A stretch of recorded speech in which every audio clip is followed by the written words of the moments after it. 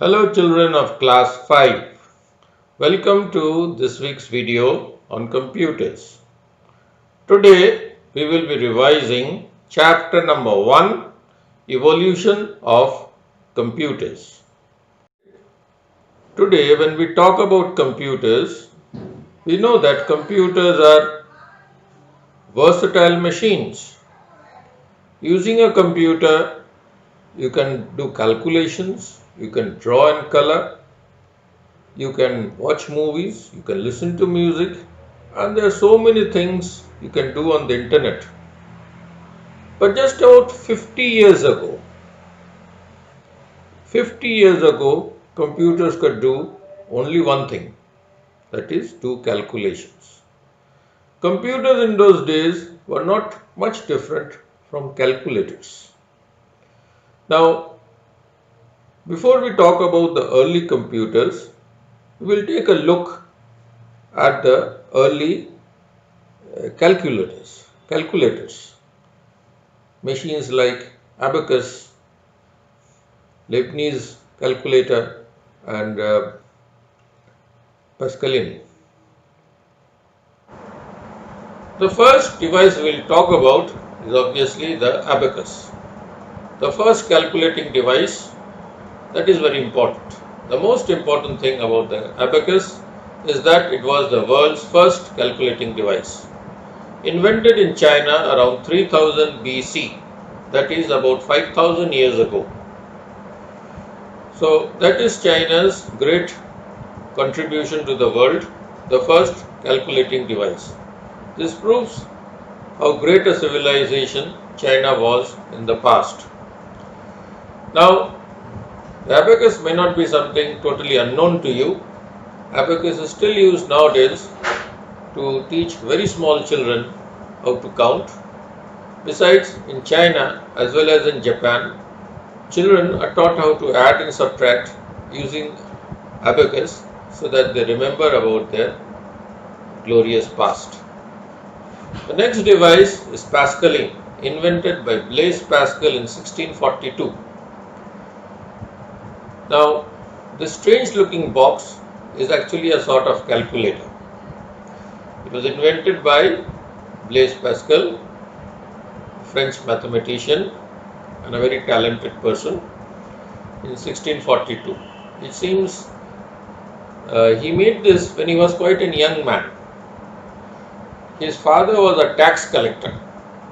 His father was a tax collector for the government. So his job was to go from place to place, collect the taxes, then add up all the amounts and give the collected tax to the king or whoever was there in the government. So for this he had to do a lot of adding and other calculations. So he is supposed to have requested his son to make some sort of device for him to help in his additions and other calculations. So this device is the result, and it was capable of only addition and subtraction. Imagine you buy a calculator which can only add and subtract, you will laugh. But this device was really the latest thing in those days, the latest thing in technology in those days. Okay? Because in those days there were no calculators, nothing at all. People had to count like this. Leibniz calculator, invented by Leibniz, Gottfried von Leibniz, a German mathematician, in 1671. This was an improvement on Pascal's machine. How? This could not only add and subtract but also multiply and divide. One thing I must tell you is that unlike the calculator, the modern calculator, which you will find in almost every house, these devices like the abacus, the Pascaline, the Leibniz calculator were very few in number. Only a few people had these devices. Two reasons for that. First of all, there were no factories in those days which could make those things. Mr. Leibniz had whatever calculators were made, Leibniz calculators were all made by Mr. Leibniz with hand. Whatever Pascalins were there, they were all made by Mr. Blaise Pascal. And the second reason is, in those days most people did not know and did not need to know about adding and subtraction. Okay, most people were illiterate in those days. Napier's bones, it was not exactly a device, it was a set of rods, vertical rods. If you can look carefully at that picture, you will see it is a set of vertical rods with some numbers written on them, made by Mr. John Napier in 1617. It was mainly used for multiplications. Now multiplications, as you learnt in class 1 and class 2 and class 3, could be a bit of a headache. Okay, those long multiplications. Now this Napier's bones, those numbers are written like that, there is a certain pattern to it. And using the Napier's bones, one could and still can do long calculations much more quickly.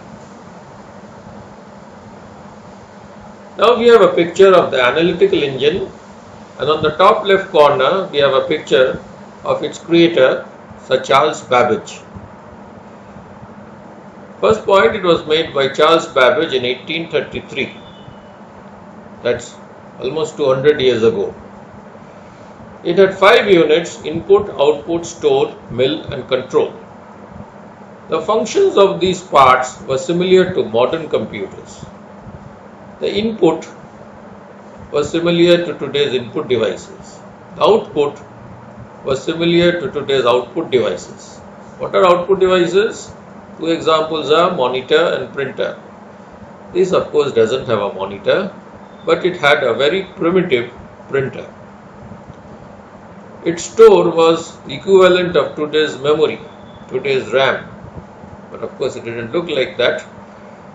Its mill was equivalent of today's ALU, and the control of the analytical engine had a similar function of the control unit of modern computers. Now I repeat, this is not a computer, this is a calculator. But what is so important about it? Important is these 5 parts have similar functions to those of modern computers. So that is why Charles Babbage is called the father of computers. Tabulating machine made by Mr. Hermann Hollerith about 30 to 40 years after the analytical engine was made. It was the first processing device to use punch cards. Now computers, the early computers, were mainly used for data processing. That means take a lot of data, processes and give it an output. So this was not a computer, but also used for data processing, and it used something called punch cards. Have you heard of punch cards? No, unlikely. What are punch cards? Punch cards were used as input devices in the first computers, which came almost 70 years after this tabulating machine. So just now I talked about a lot of devices. These devices were all calculators. None of them were computers. Now I am going to talk about the earliest computers. Before I go into a detailed discussion of each of them, let me talk about some things common about all these early computers, which came about 75 years ago. Firstly, they were all rather big in size. They are a very far cry from today's laptop or tablet, which you can put inside a bag and carry with you. In those days, computers would be as big as a room, not a small room mind you, but as big as a big room. Also, they used to consume a lot of electricity and give out a lot of heat. Third point, they were very costly. Very costly. No school and no house could have a computer. In those days, computers were not even found in offices. Computers could be afforded only by governments. Only countries could afford them. And the last point was, which may look a little amusing, is that they used to break down very often. So in 1 week the computer ran, in that week it may have broken down once or twice. Now we will discuss about some of these computers in the next part of this video. Mark I, made by Howard Aiken in 1944. It was the world's first computer. This statement says it all. It was the world's first computer. Just one thing, it could only run one program. Okay, it was designed to run only one program. And yes, in case some of you are wondering how many Mark I's are there in, the answer is there is only one Mark I. This whole long thing, whatever it is, this is one computer. ENIAC, developed by John Moseley and Presper Eckert in 1946, 2 years after the Mark I. The first general purpose electronic digital computer. General purpose. General purpose means its circuits were designed in such a way that you could run different programs. So some people call this as the world's first computer. EDSAC, designed by Sir Maurice Wilks in 1949, he ran the first graphical computer game. EDVAC, developed by John von Neumann, John Moseley and Presper Eckert, used binary codes and concept of stored programs. UNIVAC, developed by Presper Eckert and John Moseley in 1951. First computer to handle both text data and numeric data. The previous computers could only handle numeric data. It was the world's first commercially available computer. What do you mean by that? In the whole world there was only one ENIAC, only one Mark I, only one EDSAC. But the UNIVAC was commercially available. That means it was made in a factory and whoever could afford it could buy one. So a far cry from today's world in which every office has many computers, schools have so many computers, many homes have computers. In those days, anybody who wanted could buy an UNIVAC, but it cost crores of rupees in those days. So only the governments and very large companies could buy them. I don't have the exact data, but how many? There would be about half a dozen UNIVACs in the whole of the world, and that too mostly in the United States. So children, with that I come to the end of today's video. Today I revised chapter 1, Evolution of Computers. I talked about ancient calculators, early computers.